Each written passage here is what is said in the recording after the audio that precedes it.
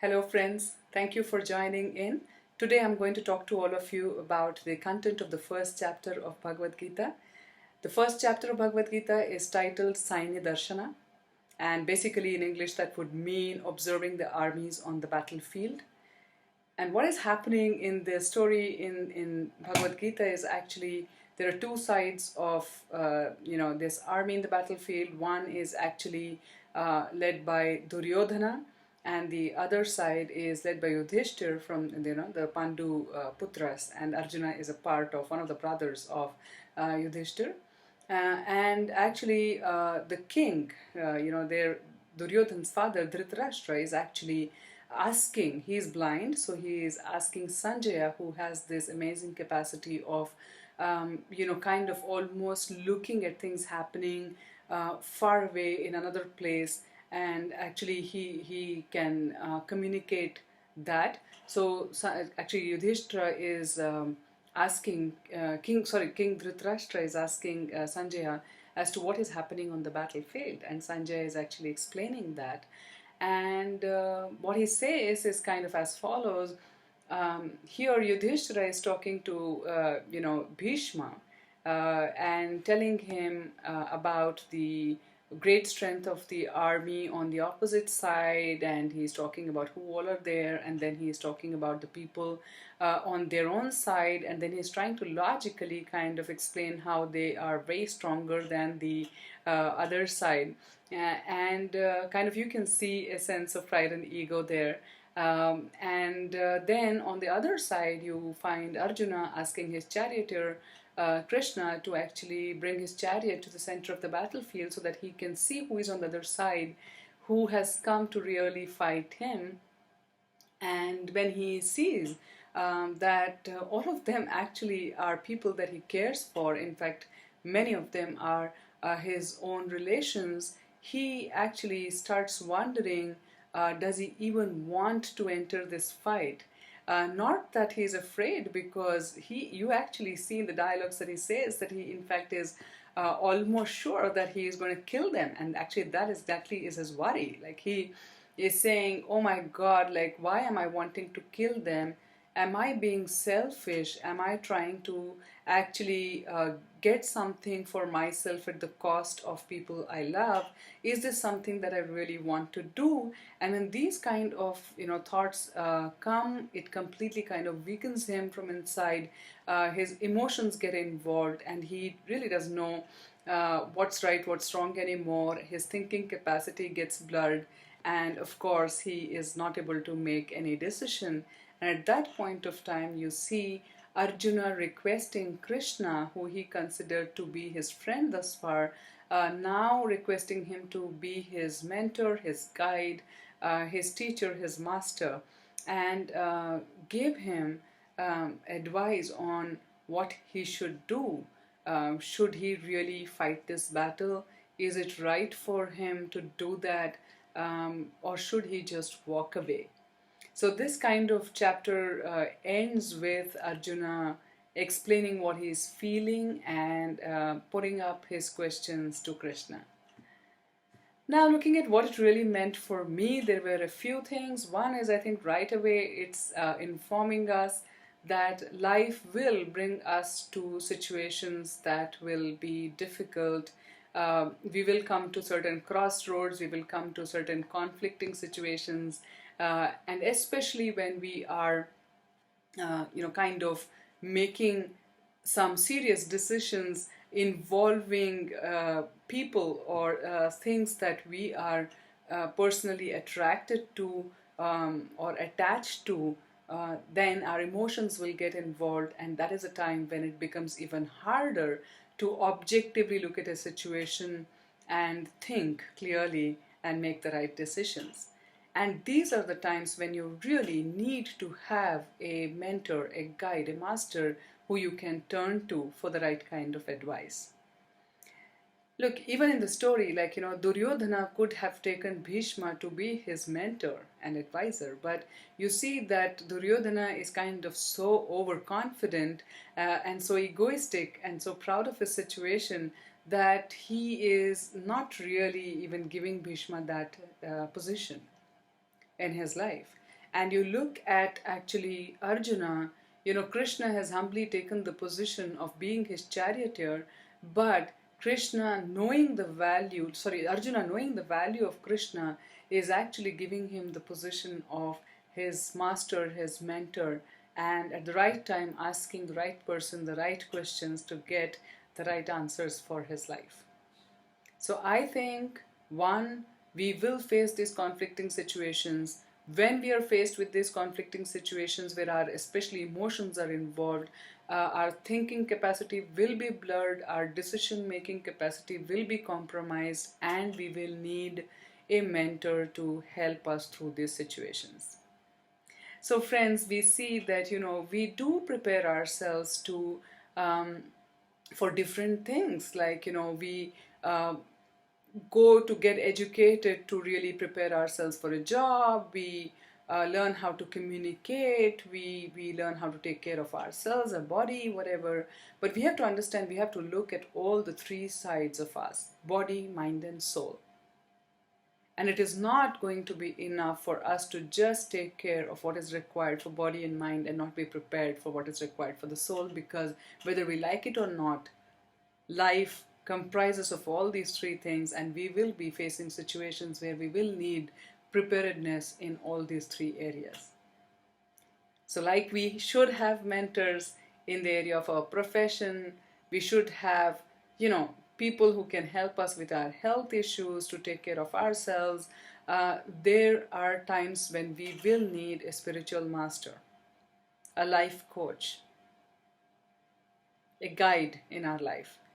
And please remember, we will not be able to run and find that person when we are already in a conflicting situation and when our thinking capacity is already compromised.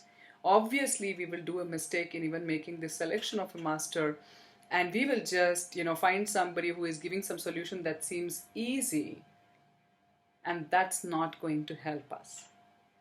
So we have to actually, right from beginning, when things are seemingly, doing okay and fine, we should actually find people who can be our support when we need them for all the three aspects of body, mind, and soul. And the one that has to do with the soul is actually the most important one, because it is only a spiritual master who tells us the most important of all the science, all the knowledge that is out there.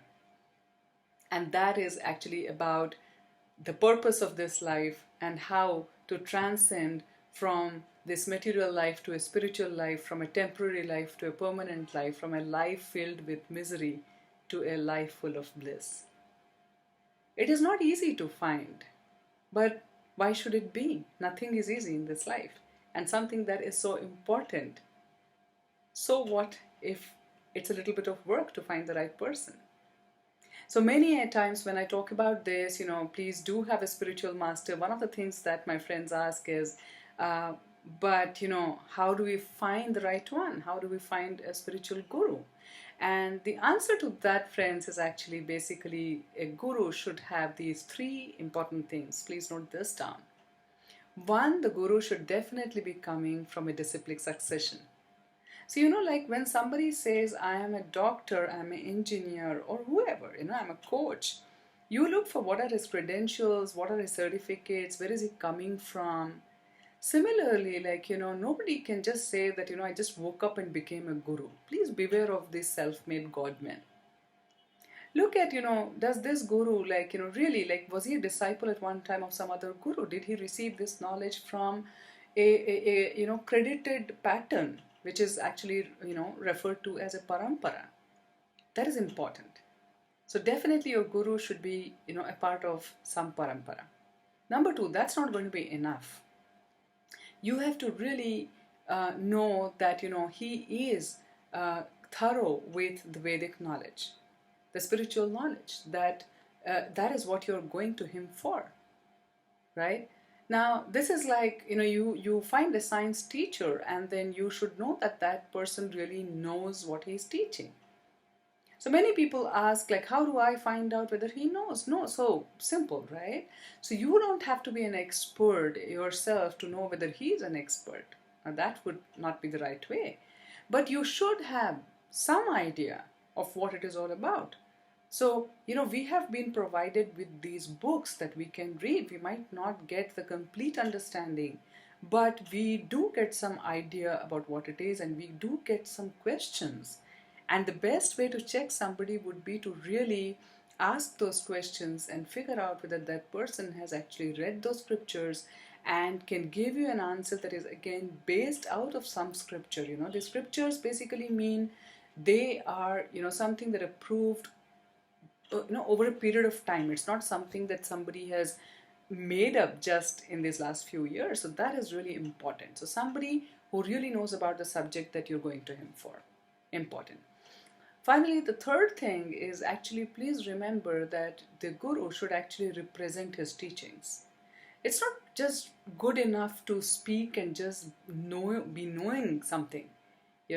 You should be actually having the experience of that. You should have really kind of understood that, adopted that in your life.